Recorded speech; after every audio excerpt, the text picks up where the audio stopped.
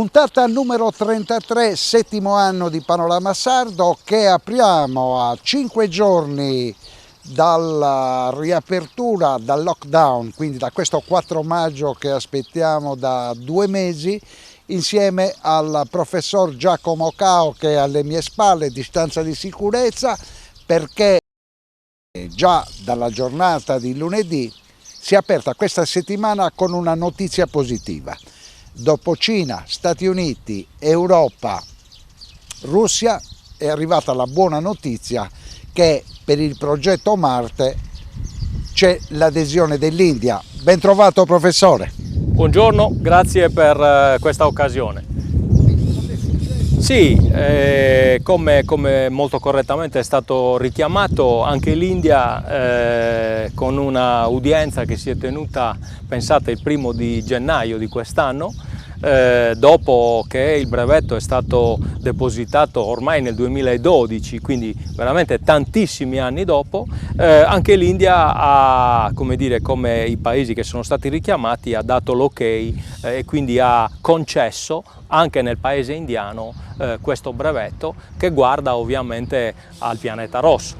Ecco, spieghiamo ai nostri telespettatori qual è il tema dell'argomento: lo sfruttamento delle risorse sul pianeta rosso. Certo, l'argomento è questo ed è uno degli argomenti principe che la NASA considera come estremamente rilevanti per consentire la colonizzazione dello spazio, e cioè avere la capacità, una volta che si raggiunge il pianeta piuttosto che la Luna, naturalmente, quello di poter sfruttare le risorse che sono disponibili sul pianeta. E su Marte ci sono diverse risorse che abbiamo immaginato di poter utilizzare, e peraltro abbiamo anche sperimentato di poter utilizzare, ovviamente sulla Terra, che ci fanno ben sperare per questa opportunità prossima futura.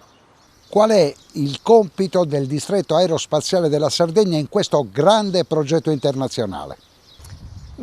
Diciamo che distinguerei diciamo così, il contributo che il distretto può dare e sta dando a questa grande tematica internazionale, richiamata più volte anche dallo stesso grande imprenditore americano Elon Musk, e cioè la tematica connessa con l'opportunità, la necessità di avere la possibilità che il genere umano possa espandersi fuori dalla Terra, anche per, diciamo così, ed è questo, in questo periodo forse l'argomento è ancora più rilevante, anche per evitare una sua potenziale scomparsa nel futuro.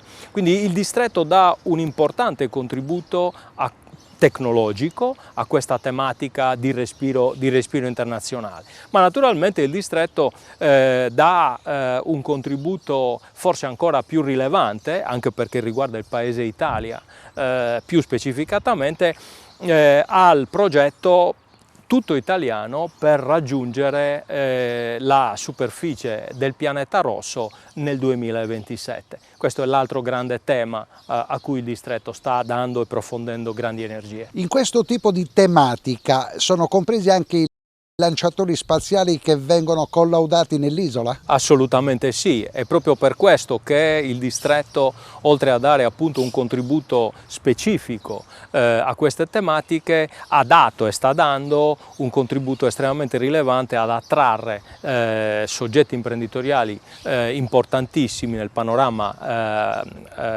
aerospaziale mondiale, tra cui appunto chi governa il mondo dei lanciatori. E in particolare le installazioni che già sono in essere e che saranno in essere entro la fine di quest'anno per consentire al paese Italia l'accesso allo spazio, che da un punto di vista strategico ha una rilevanza veramente estrema. Come ha trascorso questi 2 mesi di lockdown il professor Cao? Il professor Cao in questo momento ha 2 giacche, una universitaria evidentemente e una come distretto. All'università ho il compito di dirigere un dipartimento universitario, ingegneria meccanica, chimica e dei materiali dell'Università di Cagliari, e quindi siete voi quelli del collaudo dei tessuti delle mascherine della protezione del futuro? Assolutamente sì, abbiamo sviluppato in tempi rapidissimi questo dispositivo che consente la verifica e il test di mascherine chirurgiche. Stiamo ricevendo numerosissime richieste, io credo che già questa settimana esiteremo rapporti di prova, ne abbiamo già esitato qualcuno, che potranno essere estremamente utili per le imprese isolane. Quindi diciamo un po' smart working, un po' nei laboratori che abbiamo ovviamente frequentato nel rispetto delle più elementari regole e di quelle naturalmente che i vari DPCM imponevano, abbiamo portato avanti questa attività. Con il distretto non si è mai di fatto fermato nulla, perché evidentemente, essendo un soggetto che opera nel settore aerospaziale, l'aerospazio in quanto settore non è mai stato. Quindi questo è accaduto sia in Europa che in Cina che in Russia che negli Stati Uniti. Tutti i distretti hanno lavorato a tempo pieno. Tutti i distretti non lo so, ma sicuramente tutte le aziende del comparto aerospaziale hanno operato. Conosco personalmente, non voglio fare nomi naturalmente, però conosco personalmente imprenditori di varie regioni d'Italia che operano sia nel campo automotive sia nel campo aerospaziale. Sull'automotive sono stati costretti a fermarsi, ma nel settore aerospaziale hanno proceduto per cercare di far fronte alle commesse che comunque avevano e che dovevano necessariamente portare avanti. Allo stesso tempo il mondo della ricerca non si è fermato in Italia.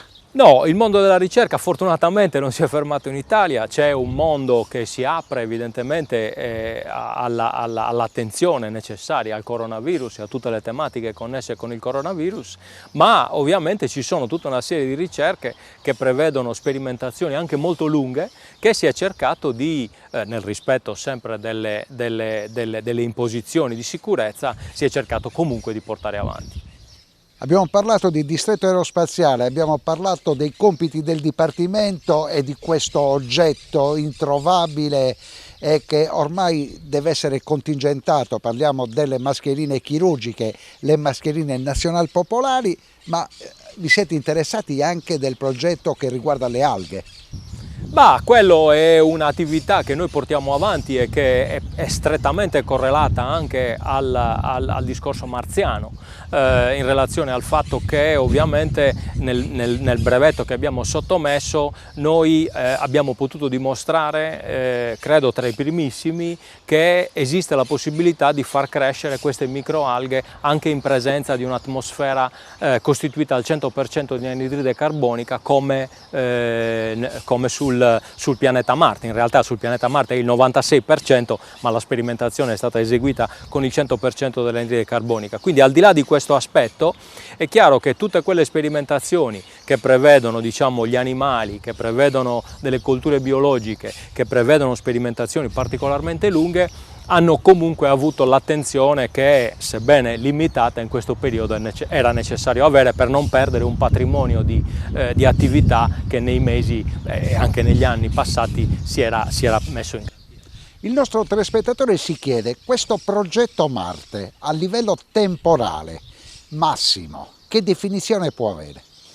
Se parliamo di quella che abbiamo presentato, del progetto che abbiamo presentato ai media il 17 di febbraio scorso, e cioè Small Mission to Mars, questa missione che ha una dimensione finanziaria di circa 300 milioni globalmente e che, come dire, è una piccola missione se confrontata con le grandi missioni da 1,2-1,4 miliardi di euro, vedi ExoMars e vedi altre missioni, è appunto un progetto che ci auguriamo di poter far partire entro l'anno, io mi auguro davvero entro qualche mese, che si proietta al 2027.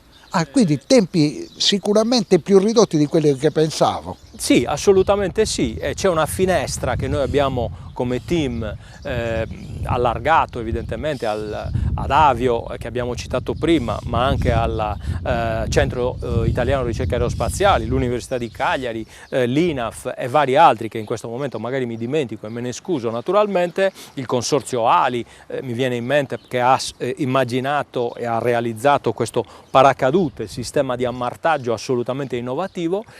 Abbiamo, dicevo, con questo team individuato una finestra che si proietta a settembre del 2027 per poter, diciamo così, lanciare ragionevolmente da Kourou in Guyana francese, ma laddove questa finestra, ho detto in altre circostanze, non dovesse riuscire, insomma, passeranno altri 2 anni per poter raggiungere il pianeta Marte in solo 9 mesi, invece che in un tempo decisamente più lungo. Dobbiamo spiegare al telespettatore profane cos'è la finestra. La finestra, sì, certo, mi scuso naturalmente, la finestra è una, diciamo così, posizionamento dei pianeti Terra e Marte nelle loro orbite quotidiane, che ovviamente consente di sfruttare una tempistica di raggiungimento del pianeta partendo dalla Terra che invece di essere diciamo così di 1 anno è di 9 mesi.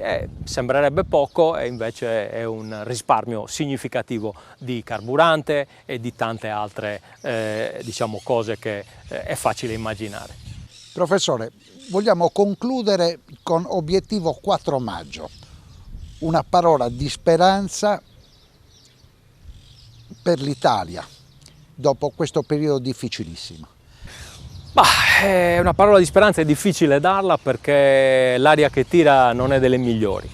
Ciò nonostante io credo che un grande paese come l'Italia, un paese che è la seconda manifattura d'Europa, un paese che ha non sono un economista, ma sono dati e informazioni che chiunque di noi ha in mano, solo leggendo i media, che ha in mano un risparmio assolutamente rilevante se confrontato anche agli Stati Uniti, che pure è un paese immensamente più ricco sotto varie